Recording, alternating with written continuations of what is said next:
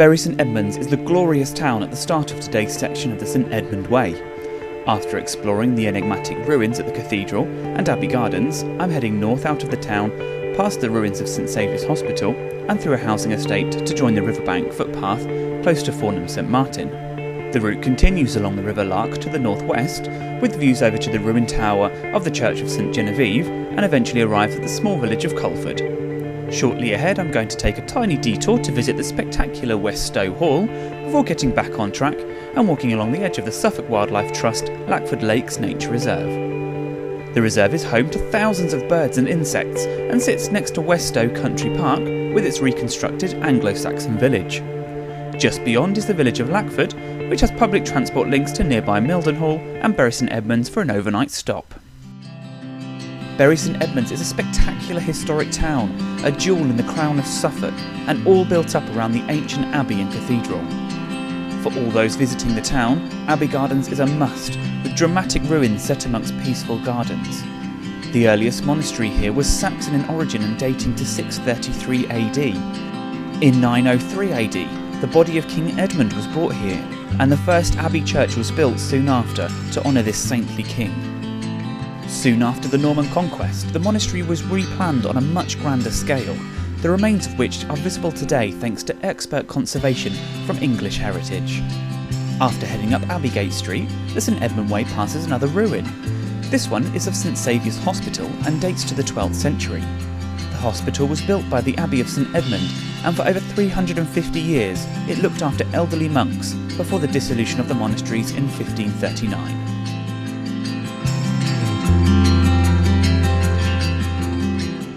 I finally joined the River Lark, which will keep me company for much of today's walk, and also follows the Lark Valley Path.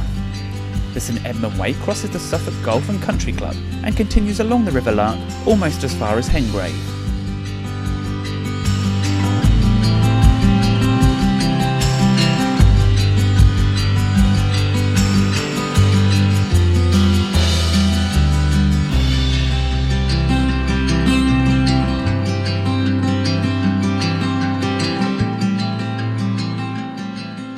As you make your way along the river, just to the north is the ruined church of St Genevieve. All that remains is the 15th century tower, but the history of the site likely dates back much further, possibly to the Norman period.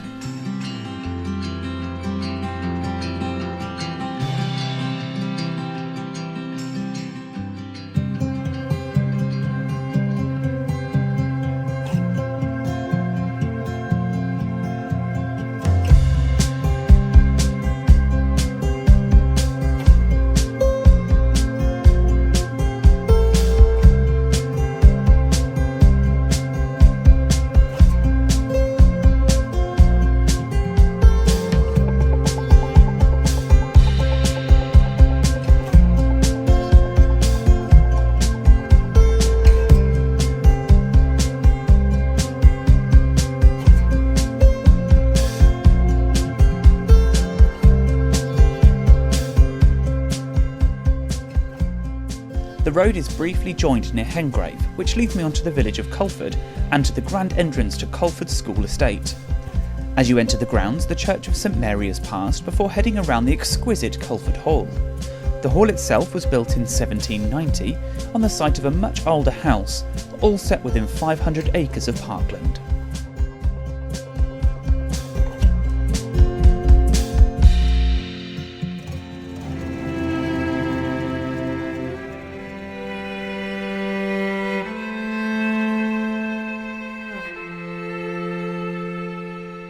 As I make my way along the lakeshore, up ahead is a rather unique bridge. The iron bridge at Culford School was built in 1803 and is the oldest tubular cast iron bridge in the world, and it is of such historical significance that it has been given a Grade 1 listing.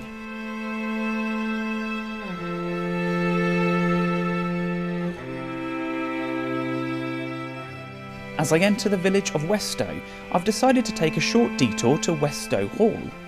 The impressive brick gatehouse, polygonal turrets and mansion date to the early 16th century, but sadly the roadside is as close as you can get to this spectacular building.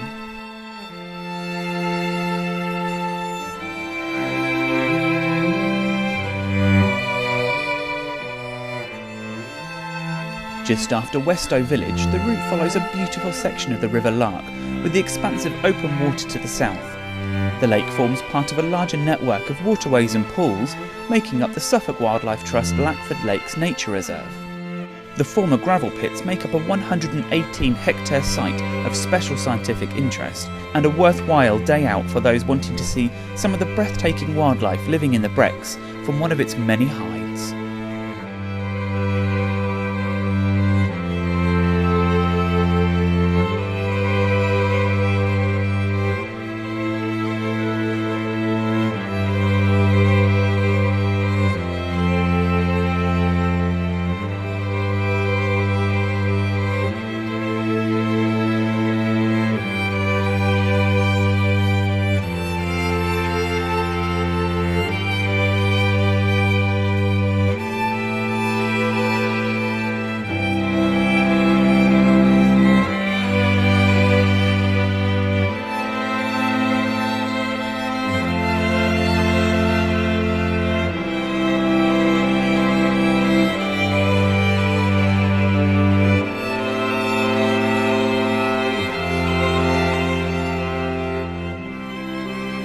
The St Edmund Way passes along the south side of King's Forest to arrive at Stow Country Park and its Saxon heritage and reconstructed village.